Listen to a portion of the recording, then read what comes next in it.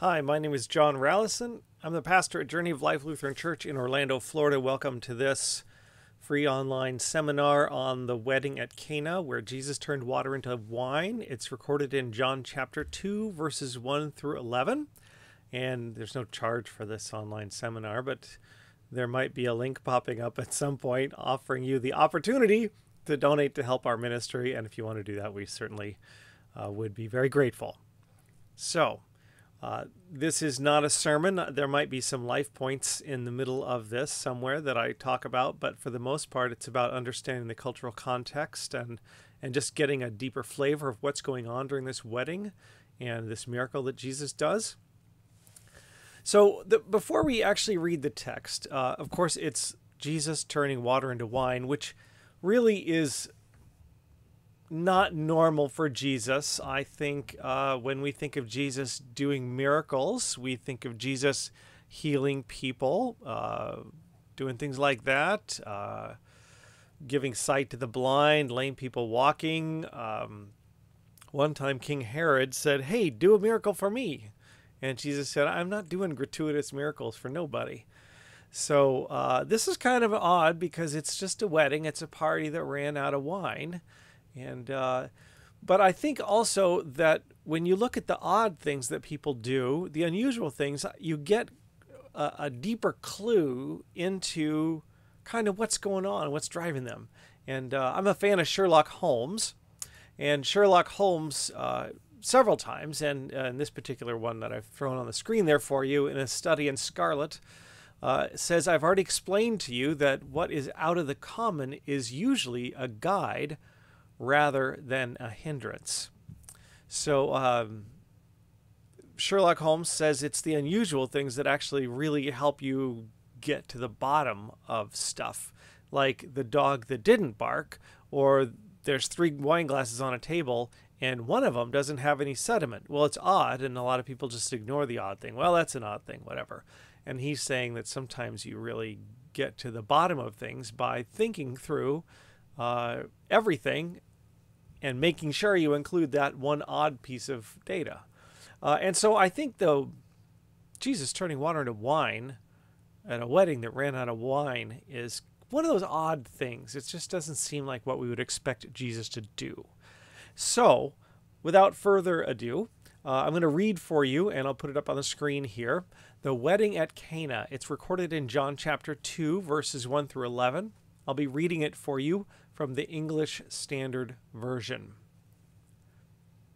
On the 3rd day, there was a wedding at Cana in Galilee, and the mother of Jesus was there. Jesus was also invited to the wedding with his disciples. When the wine ran out, the mother of Jesus said to him, "They have no wine."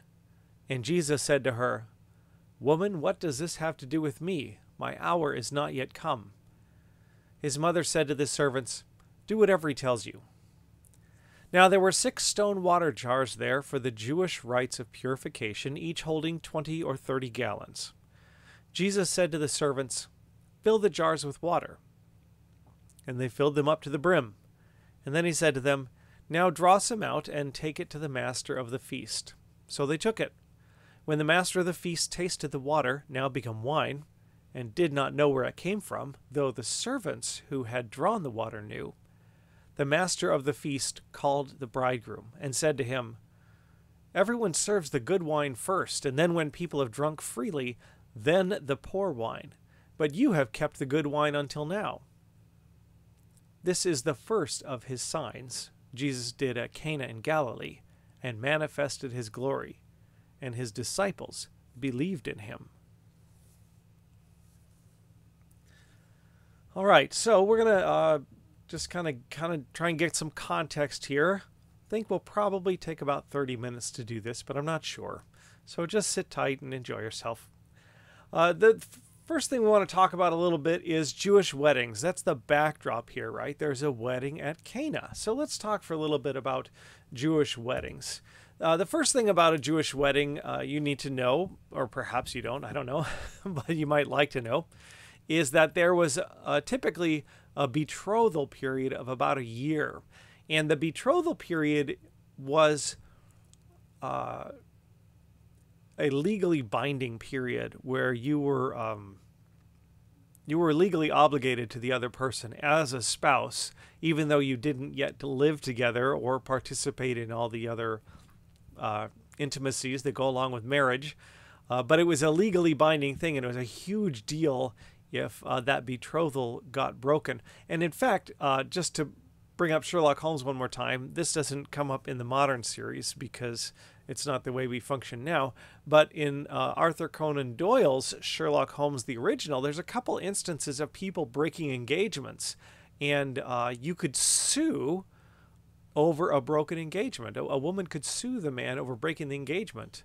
And it could be like £10,000, English pounds, money, which was a huge amount of money at the time that the original Sherlock Holmes was written. And so that tells you what a strong thing that engagement period is. And here it is that strong.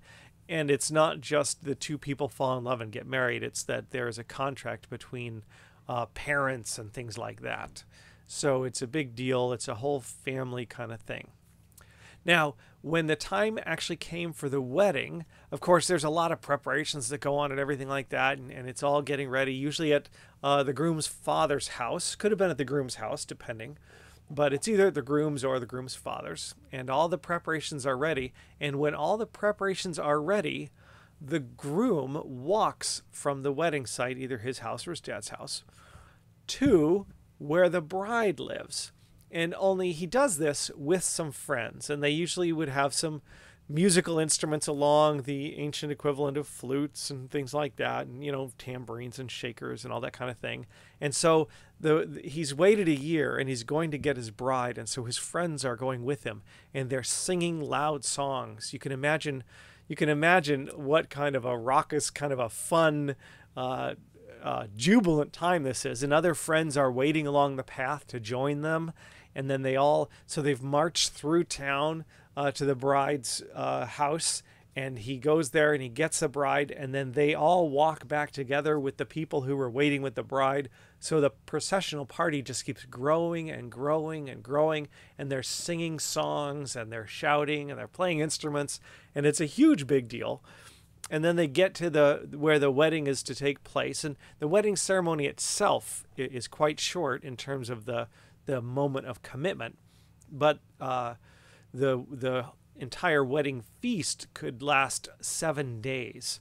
The couple would come in there, there'd be a big banquet kind of thing, and the couple sits under a special awning just for them, just for the two of them. And then they go, after the feast, they go consummate their marriage physically while everyone else is still feasting. And then the feast goes on, and it would actually take 7 days. It was the marriage time. Close friends and relatives would stay for the entire 7 days. The people who weren't so close might be there for the day of the feasting, or 2 days, or 3. People didn't travel the way we travel. But anyway, for the close friends and relatives, it would be 7 days of feasting. And not providing proper hospitality actually was considered like thievery. It was really a low down, dirty thing to invite all these people to your place, because remember that travel is a big deal here, right? Because you have to walk everywhere, and to not provide proper hospitality for this feast. It was a really, really big deal. In fact, one commentator I read, and you gotta always take everything with a grain of salt, because anybody can write anything, right? Even if it's in print, it's not always right, depending on the publisher. But one commentator I read said you could even be sued for running out of food or drink at a wedding.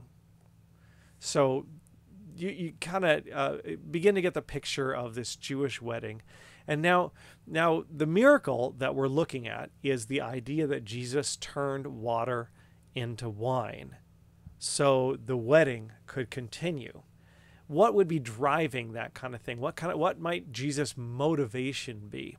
Well, if you think back to the text, of course, the primary, the main motivator there is in verse 3.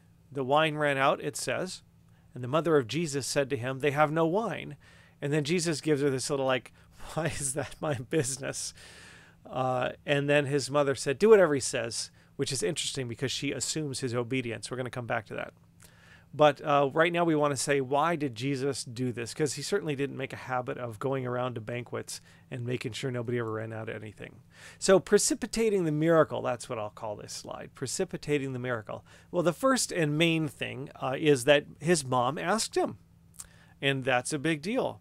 And that's one of the lessons we're going to draw out of this as we go forward. Honoring one's parents is a lifelong obligation. It doesn't end just because you reach whatever age of adulthood there is in your society. It doesn't end because you get married even. It doesn't end if you happen to be a rabbi and beginning to gather quite a host of disciples around you. Your obligation to honor your parents stays with you for your life. Another possible factor that might drive Jesus to do this, or sort of pull the compassion of Jesus out to do this, is the shame for the host. And as I said before, even legal consequences. This guy's in a very bad way, running out of wine in the middle of the feast. You can imagine going to a wedding and, they pour a couple glasses of wine and then the dancing starts, and then I'm sorry, we said we were going to have an open bar, but we ran out of beer and wine. You can, you'd be sending the a couple of guys from the wedding party to run down to Publix and buy, or whatever your supermarket is, to buy more stuff. You just would not let that happen at your daughter's wedding. So Jesus has an opportunity to rescue the host from shame, and I said possibly even legal consequences.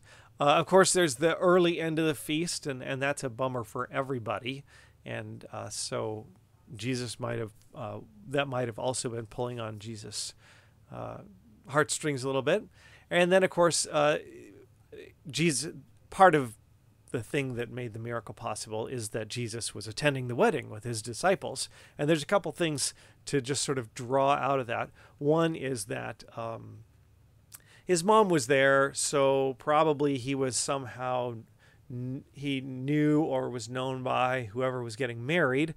But also, if there was a rabbi or somebody, traveling rabbi coming through town, it would be not unusual to, in fact, from what I read, it would be kind of obligatory to invite that person to the wedding that was happening in your particular village at the time. So Jesus, of course, has to be there in order to, well, he doesn't have to be there to do the miracle, actually, but for this particular scenario with mom asking him everything, he has to be at the wedding. So those are some things that kind of go into the idea that Jesus is here and he does this miracle. And now we're going to go into the story itself and just pick out a few phrases and moments in this story and see how they all fit into everything and what they might mean and how they might fit into the larger narrative of salvation in the Bible, of God's gracious reaching out to us to provide salvation for the people he loves so dearly.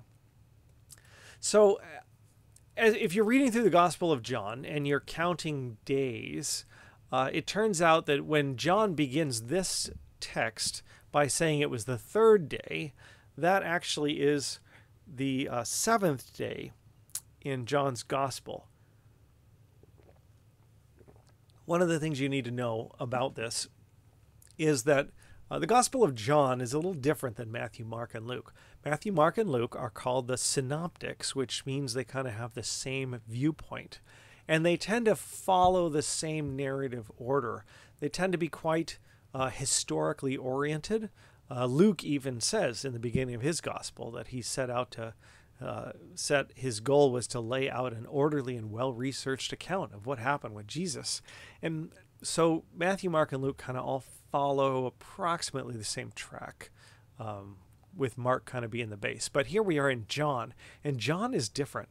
John is written later, and people who study John tell us that it's not unreasonable to think that John really wasn't thinking about the chronological order in which things happened when he assembled his gospel and composed it.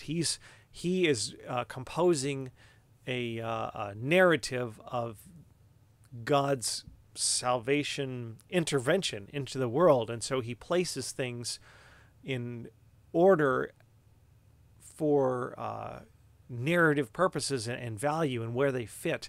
And even Matthew, Mark, and Luke wouldn't feel quite so bound to chronology as our modern sense of history would, because they're telling the story of Jesus. They're not writing the biography of Jesus. And that is especially true with John. So here John says the third day, and if you count back, you find out it's the seventh day in the Gospel of John. And this is kind of, and we're going to get to this a little later, but this water into wine thing kind of smacks of creation. If you remember back in Genesis chapter 1, verse 2, it says the Spirit of God hovered over the face of the waters right at the beginning of creation. So water is the very beginning of this whole thing. And Jesus comes along and he says water, which is kind of a beginning of creation thing. And then you have wine, which is an end of creation thing, because not only does it require the vegetation and everything and the ripening of and fermenting of the juice, that takes a lot of time, but it takes human intervention as well. And so this water into wine sort of evokes kind of a creation thing. And another piece of that, if you're watching this and not listening to it, another piece of that is at the bottom of this slide, where there's 6 jars. And of course, if you remember back in Genesis, there are 6 days in creation. So, this could all just be coincidence. It could be just the way things happened, right? But because John is kind of composing and trying to make a point with everything, and in fact, he even calls this, we saw it in the end, the first sign. So he's doing a lot of composing to try to point things out. And the idea that there are 6 jars where water becomes wine, and Jesus is the one who does it, really rings creation bells in our heads. Only it rings recreation bells in our heads, because now the new creation has begun. The beginning of the Gospel of John, it says that all things were created through him, and without him there was nothing created that has been created. And so here comes Creator into creation, and 6 jars of water become 6 jars of wine. 6 jars of beginning product become 6 jars of end product. So that's really interesting, I think. Just make of that what you will. Think about it. Let it percolate for a while. I think it's interesting anyway. And by the way, that was about 150 gallons of wine, just in case you want to get a sense of how much wine that was. The next thing we notice as we go through this is that Mary asks Jesus. And she doesn't really even ask him. They obviously know each other well. They're mother and son, right? And so she comes up to Jesus, and there must be an assumption here that Jesus can do something about it, right? Because she just walks up to Jesus and says, "Hey, Jesus, they're out of wine." And Jesus is like, "So?" But she must already assume that Jesus can do something about it, right? So tucked in underneath here is Mary knowing, at least on some level, of Jesus' capabilities with respect to intervening in the laws of nature, right? Because she just walks up and says they're out of wine. And then Jesus says, "My time has not yet come." So this gives us a couple things to think about. One is that there's a plan in place, and Jesus is the centerpiece of that plan that is really about us. But Jesus is the centerpiece, and he doesn't perceive himself as ready to begin revealing himself. Evidently, that's probably what's going on. He's like, this is a big deal, and I'm not really quite ready for the world to see me in this light. His time has not yet come. His mom's request isn't part of his plan, and yet, what do we find? We find that he obeys his mom. And his mom doesn't even question whether or not he's going to do what she wants him to do. She's just like, do whatever he says, and walks away, because she knows that Jesus is going to do it because he's a good boy. But it's just very interesting to watch that sort of mother and son thing where she says, hey, they're out of wine. And he's like, why is that my problem? And she just walks away and tells the servants, do whatever he says. And Jesus acquiesces to this assumed relational kind of request there.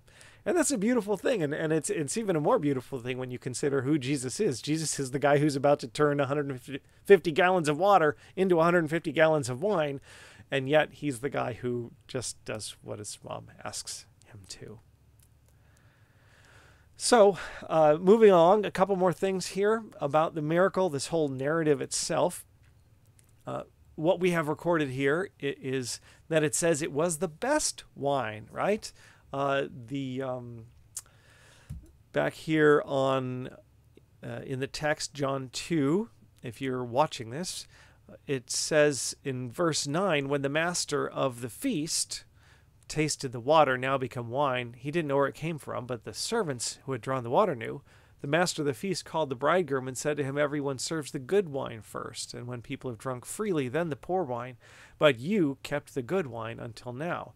The master of the feast obviously knows good wine from bad, and evidently when Jesus does something, he does it well, because this is the best wine. He has saved the good wine until now.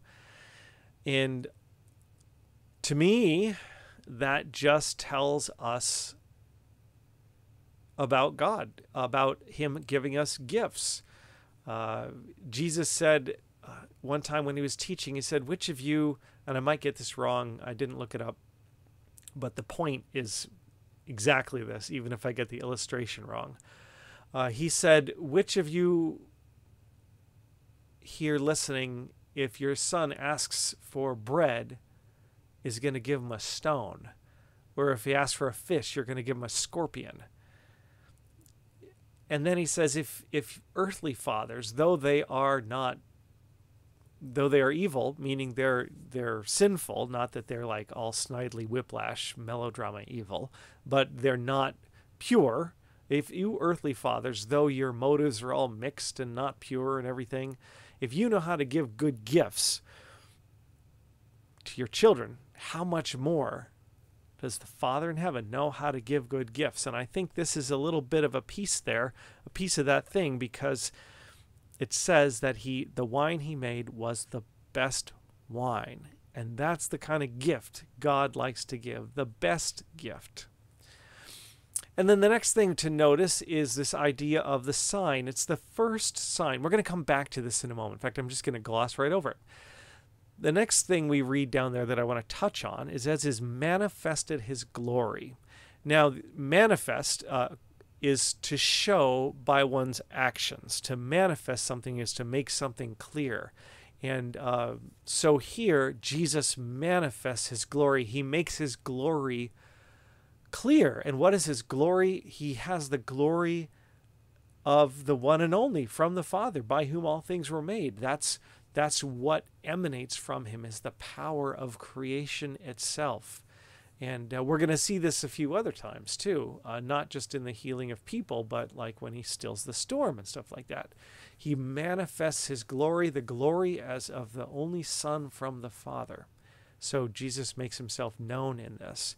And that's important because some scholars discount miracles. And the writers of the gospel, especially John, says it is the miracles, and finally we're even going to get to the resurrection, is what says to us Jesus is who he claimed to be.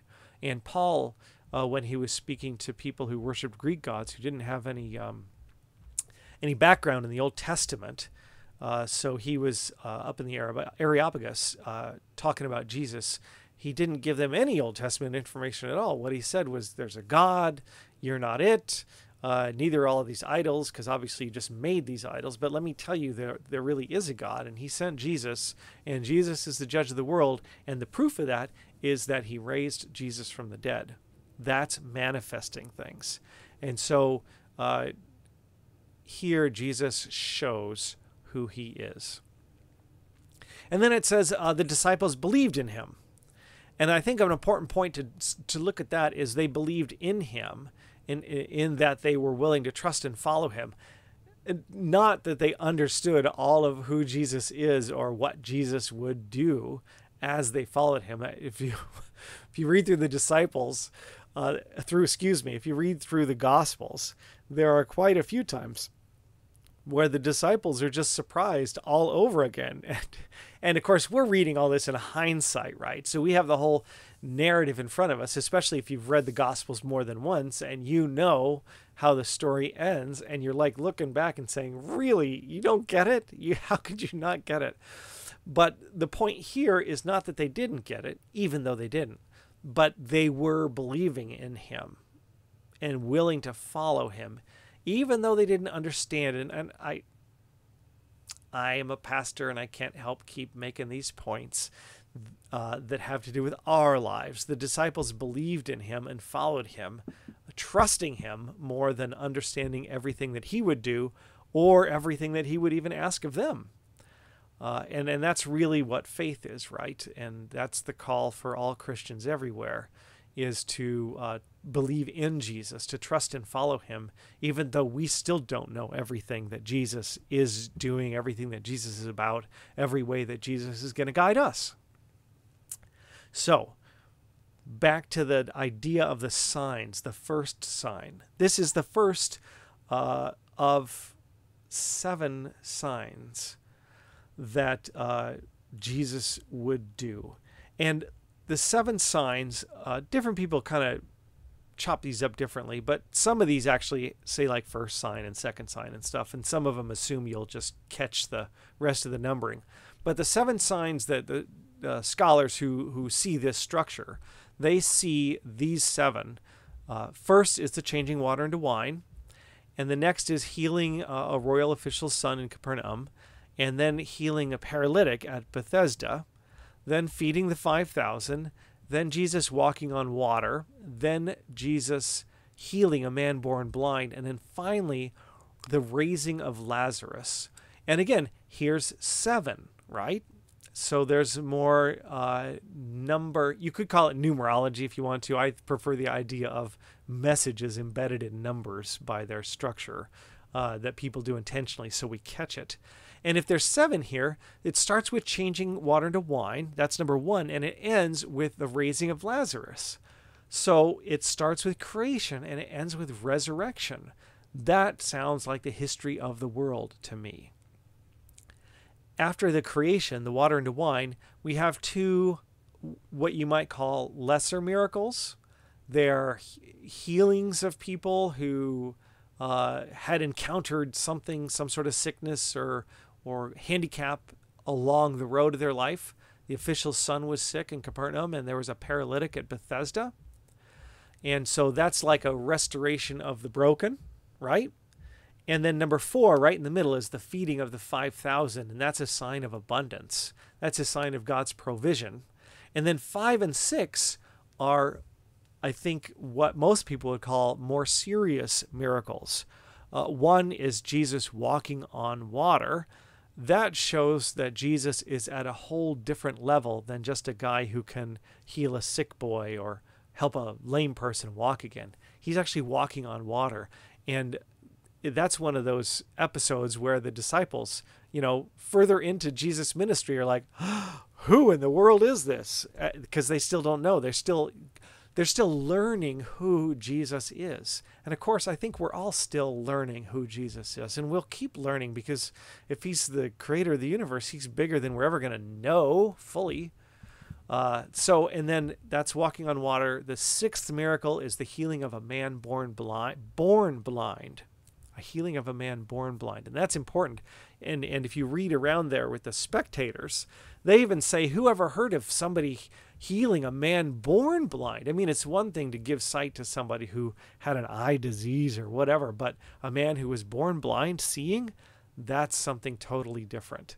And so that's a bigger deal too. And then finally, of course, raising Lazarus from the dead is the seventh sign. So some people see even in these 7 signs part of what John is kind of composing, this whole gospel narrative to reveal to us all that Jesus is and all that Jesus does.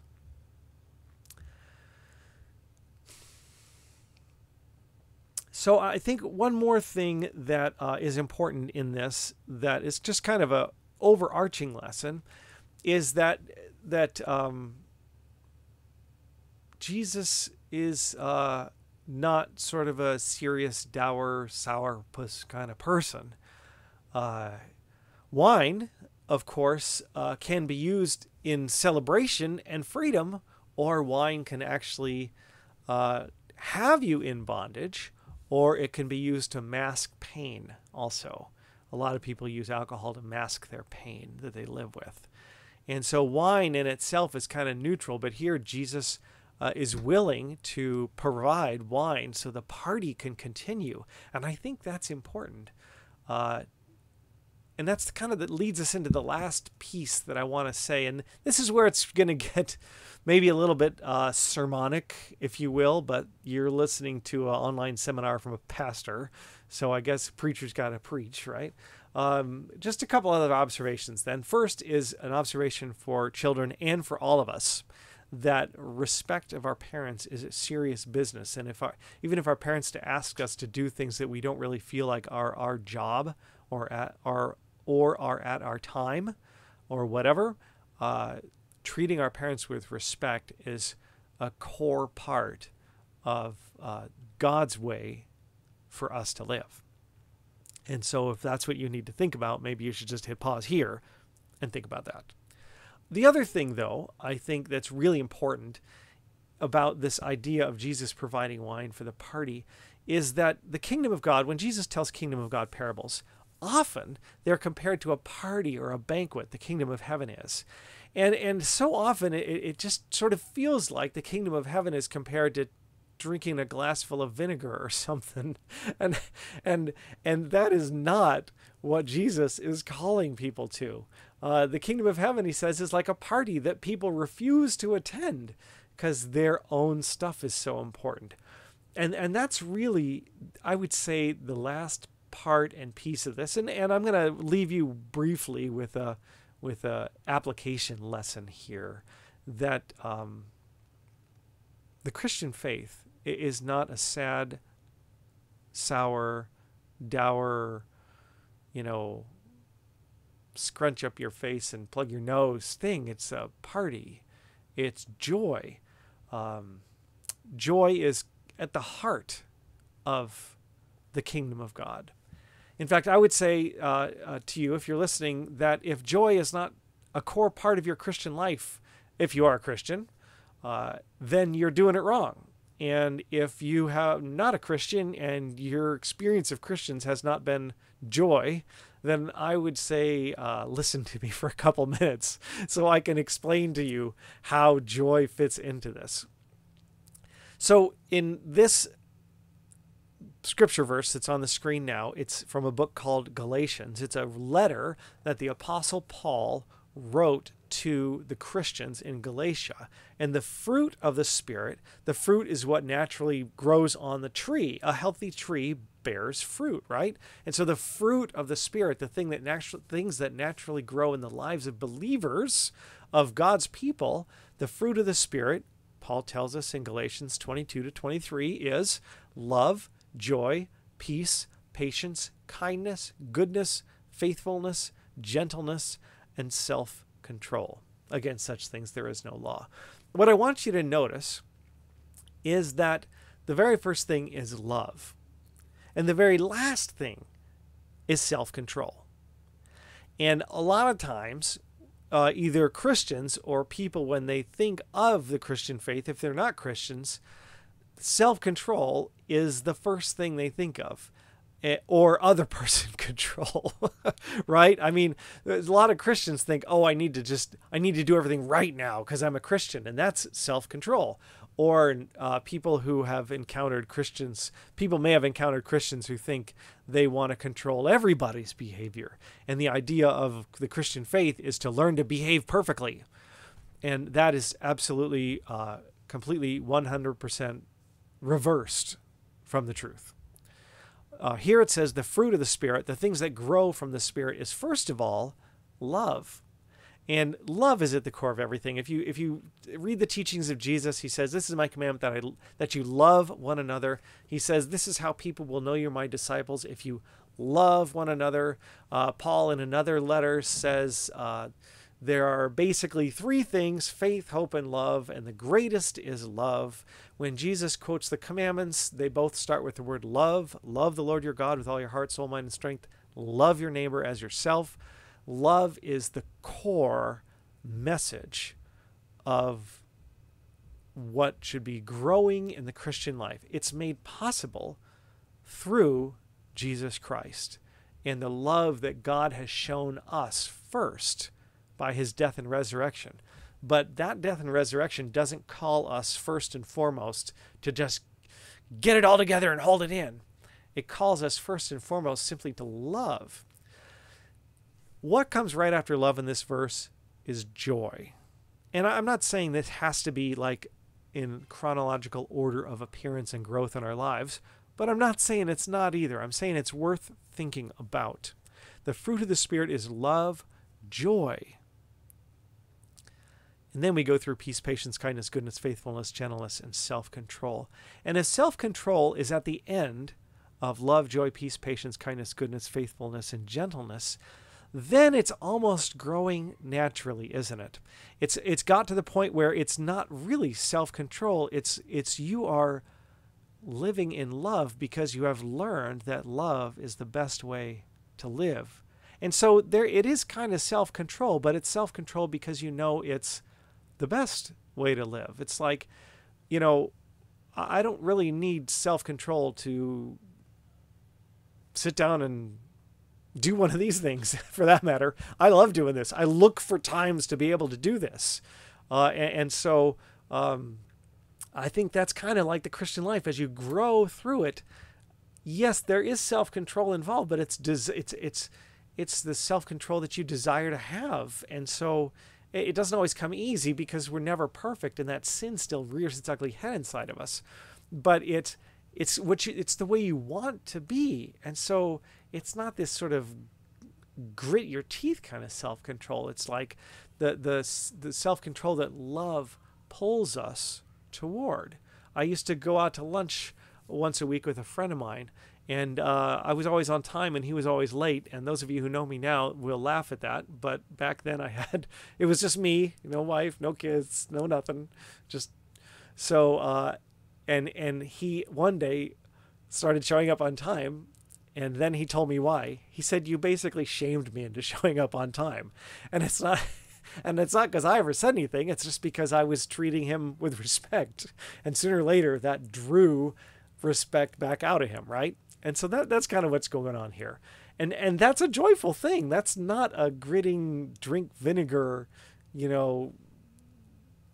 self-flagellation kind of thing. Joy is where it comes from. You learn the joy, and out of that joy stems the desire for self-control. So let me just give you a couple more Bible verses about this idea of joy and where it comes from and self-control as we close here.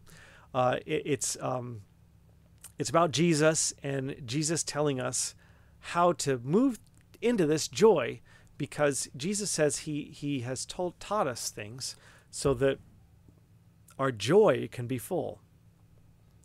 And so I want to just give you a couple more Bible verses here. John 10 verse 10 says, the thief comes only to steal and to kill and to destroy. And I came, Jesus says, that they may have life and have it abundantly. And what that tells me, he says he came that we might have life and have it abundantly. What that tells me is that if you feel like Jesus destroys your life, I don't think that's Jesus. I mean, if you feel like it makes life horrible, then I don't think that's Jesus doing that. That's just you. And it might be you trying to have self-control before you've grown through love and joy and peace and patience and kindness and goodness and faithfulness and gentleness. You're just sort of trying to control your way into a renewed heart in Jesus. And it doesn't work that way. Jesus came that we can have life and have it abundantly. Now, the way that works, we're going to see in a verse in a moment, is that we lose our life for Jesus' sake. But the point is that when we move through that process, the end result is joy. And if we look at the lives of the disciples throughout the New Testament, they certainly had trouble. In fact, Jesus said, in this life, you will have trouble, but take heart, I've overcome the world.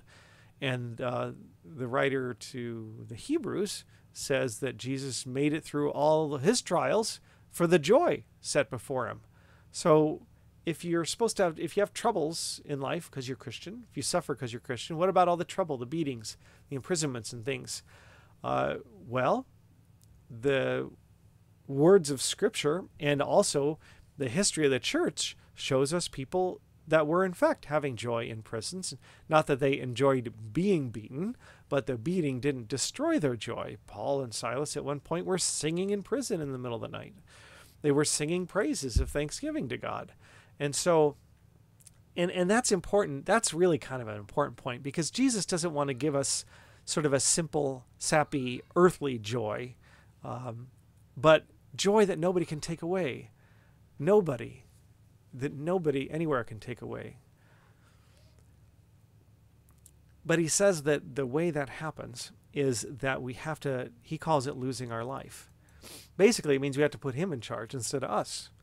He told his disciples in Luke 9, verse 24 to 25, whoever would save his life will lose it, but whoever loses his life for my sake will save it. What does it profit a man if he gains the whole world and loses or forfeits his soul? So the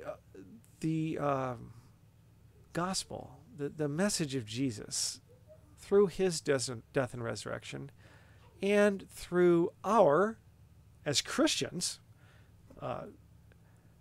moving toward Jesus, in fact, offering our very life at his feet, is certainly a process that involves some pain as our own pride dies. But the end result is not a life of pain. The end result is a life of joy. Jesus said he was teaching us these things so that our joy can be full.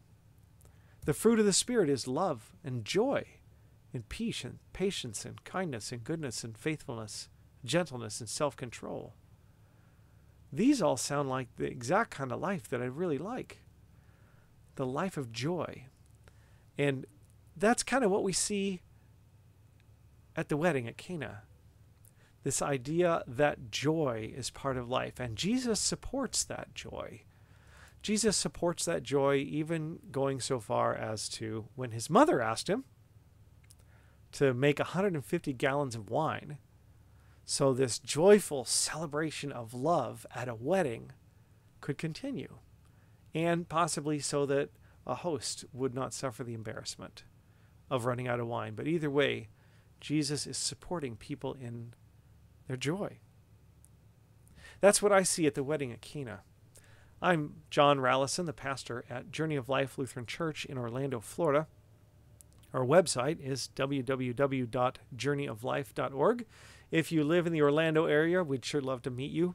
We meet as of today, January 19th, 2016 anyways. We're meeting in the cafeteria at the North Lake Park YMCA at 10 a.m. every Sunday morning, and we'd love to see you there. Thank you so much for listening, and if you feel moved, feel free to throw us a couple of bucks if you thought this was helpful for you. You certainly don't have to, but your support helps our ministry and helps us move this good news into the lives of more people. So thanks very much.